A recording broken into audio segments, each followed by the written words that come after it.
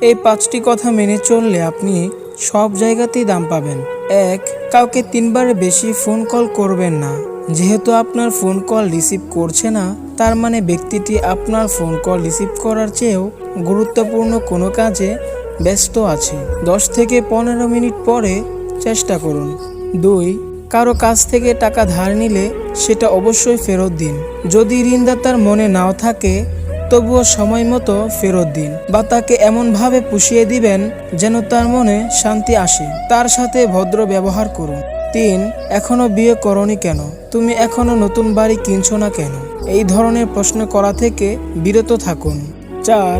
অন্যের মতামতকে সম্মান জানাতে শিখুন। কারো কথার মাঝখানে কখনো কথা বলবেন না। তার কথা বলা শেষ হলে তারপর আপনি কথা বলা শুরু করুন। 5.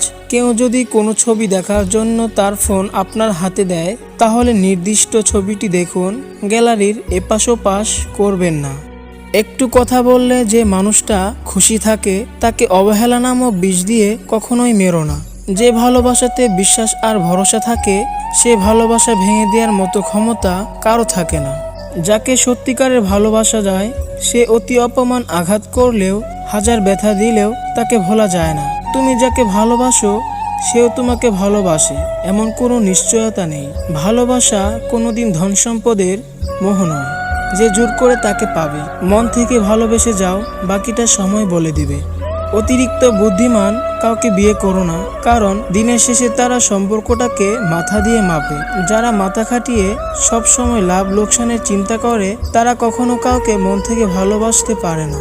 সেই মানুষটার ভরসা ভেঙো না, যে সব হারিয়ে শুধু তোমার ভরসায় বেঁচে আছে। কাউকে ভালো না বাসতে পারলে তাকে না বলে দাও, কিন্তু তাকে মিথ্যা স্বপ্ন দেখিও না। আগে শুনেছিলাম কষ্ট করে ভালোবাসা পাওয়া নাকি অনেক মজবুত হয়, আর এখন বুঝলাম ভেজালের যুগে কষ্ট করে কোনো খাঁটি ভালোবাসা পাওয়া যায় না। সব কিছুতেই স্বার্থ থাকে।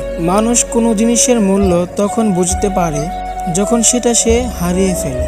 ফল যখন সৌন্দর্য হারায়, অস্তিত্ব টিকে থাকে বীজে। মানুষ যখন যৌবন হারায়, ব্যক্তিত্ব টিকিয়ে রাখে কাজে।